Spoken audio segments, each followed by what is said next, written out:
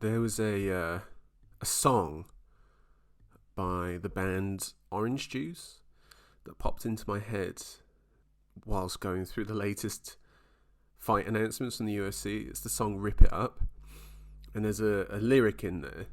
Goes, "I hope to God you're not as dumb as you make out, and I hope to God I'm not as numb as you make out," which is a really wonderful lyric, which perfectly encapsulates my feelings on the Paddy Pimblett versus Tony Ferguson fight that's been announced for the end of the year. The UFC do this thing where they make these announcements, get you hyped, tickets are on sale, blah, blah, blah. And you start looking at them and you're like, wow, okay. Oof, Yuri Prohashka versus Alex Pereira, yes. Give it to me. Leon Edwards versus Colby Covington, yes. Alexandre Pantoja versus Brandon Moreno, yes. Paddy Pimblett versus Tony Ferguson. Hold on a second, brother. Like, that was, when they announced that was like when you ask for the check at the restaurant and you see the bill and you're like, how much? How much did I spend? Oh dear. This is a punishing and sickening sort of booking. And to be honest, it's about as natural as fight promotion gets and a tale as old as time, isn't it?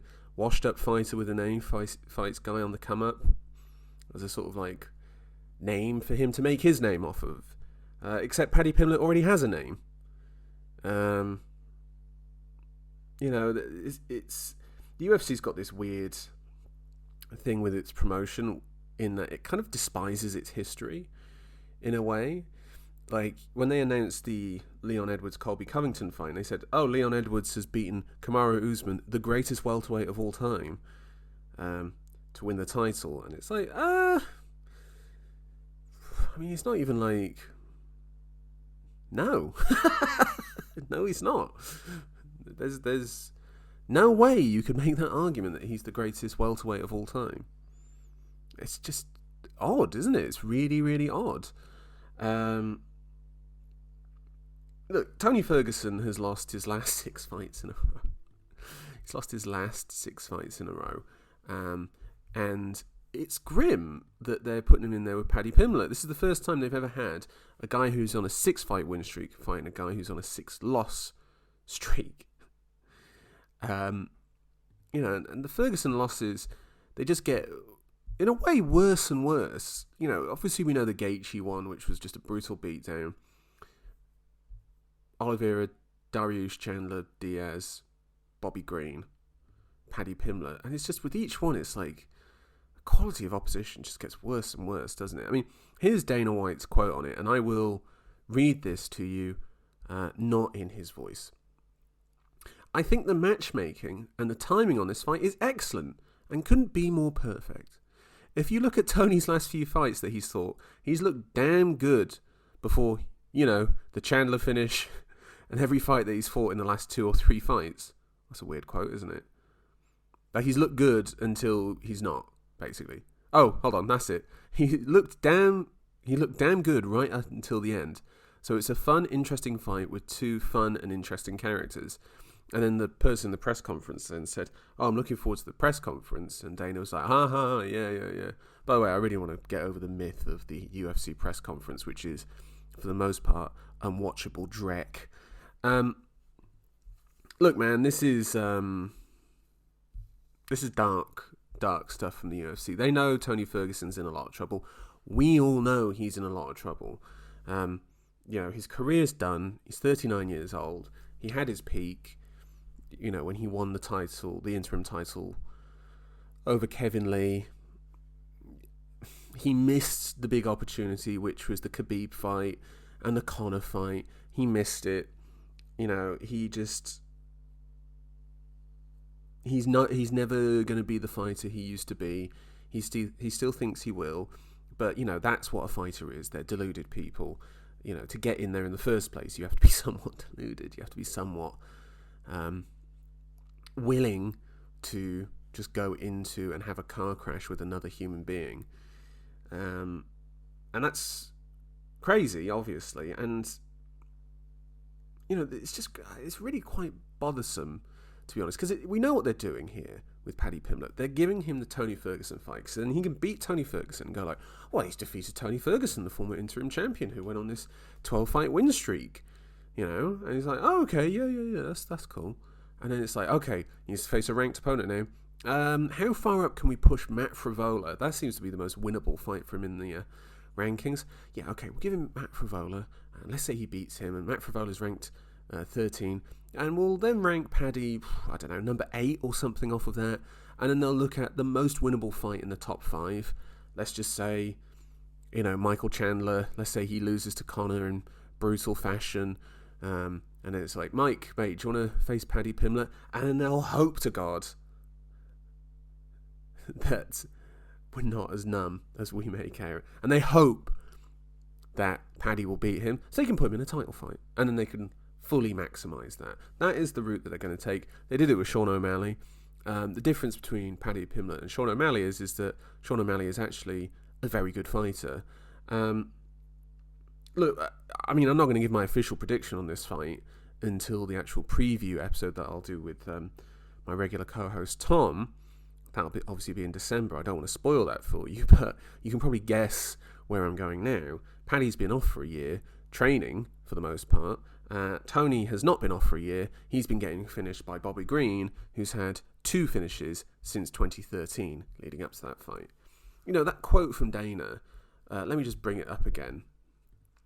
Talking about, he was doing well until he wasn't, basically. What was the quote here? If you look at Tony's last few fights that he's fought, he looked damn good before, the Chandler finish. And every fight that he's fought in the last 2 or 3 fights. I mean, let's go through them. I mean, the Bobby Green one, people go like, oh, well, Tony was doing really well until he got the eye poke in the first round. Now, I went back and watched that first round before recording this. And yeah, Tony was doing pretty well for those first 2 minutes or so. First 2-3 minutes until he got poked in the eye by Bobby Green. And yeah, I think it was a bit of a dirty move by Bobby Green. My sympathy ends, though, when Tony keeps fighting. You don't have to keep fighting. Like, you can just say, like, my eye's messed up, I can't see, I can't fight, my performance is obviously dropping because of this, I have to pull out the fight. Once you get finished, that's kind of, or once you go back in there, you kind of lost your chance for the reason to get out of there. He lost to Nate Diaz in the 4th round by guillotine choke, a fight in which Tony was actually doing quite well with the low kicks. The problem is that they're both incredibly washed. Like, Nate Diaz is washed. Tony Ferguson is beyond washed. The Michael Chandler fight. Oh, he dropped Michael Chandler. Yes, he did drop Michael Chandler. Well done. Michael Chandler is quite a chinny fighter who is all explosive muscle at all times. Like, even when he gets knocked down, he goes flying about because that's just how he's built. And then he proceeded to knock Tony Ferguson out into the middle of the next decade. Actually, if you remember that first round as well, then Michael Chandler takes Ferguson down, and Ferguson is just held there and ground and pounded on for a bit. Beneil Dariush smashed Ferguson with the grappling. Charles Oliveira smashed Ferguson with the grappling. Justin Gaethje beat the pulp and tar. I combined them together to make par. The pulp and tar out of Ferguson, but Ferguson dropped Gaethje. Yeah, because Gaethje was overextending and he was getting a bit wild, and then his coach did the right thing and said, calm down, lad. Paddy Pimblett has been given the biggest layup possible that he can get, and the chances of him whiffing on it are very low, okay? Would it be hilarious if Tony won? Of course it would be hilarious if Tony won. Do I want Tony to win? Yeah, actually I kind of do, because it would be hilarious, and I love Tony Ferguson. But the man has gone through a lot of problems. The man has had to overcome a lot of mental issues to even keep fighting, which makes me question whether he should be fighting. The memes they stopped happening now for Tony Ferguson. Tony Ferguson's the type of guy to X. These things are kind of over for him. And I kind of feel a bit bad for even naming the podcast after him at this stage. I really recommend you go and watch the Beige Frequency video on YouTube that just details Tony Ferguson's sort of mental demise. You know, we've all outlined the in-ring, in-cage demise that he's gone through, because it's been very public and we all know it. But Beige Frequency did the thing going through the sort of mental turmoil he's gone through.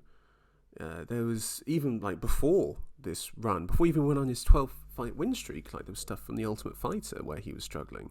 He's always had these problems. I'll link the video below, and I really recommend watching it.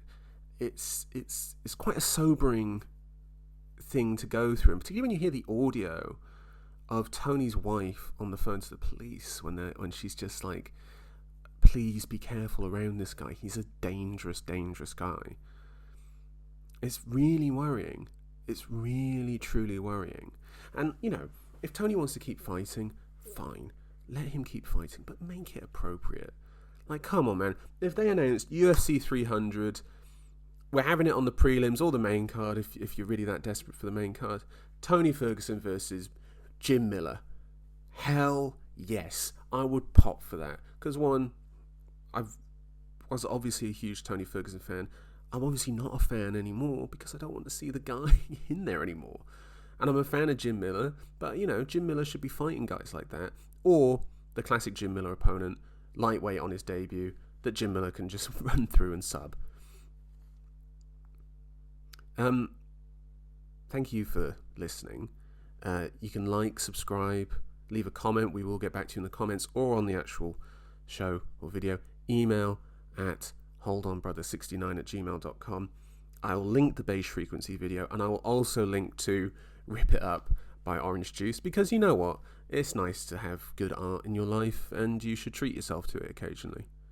Right, we'll see you in a bit, and please, Tony, just don't keep breaking our heart.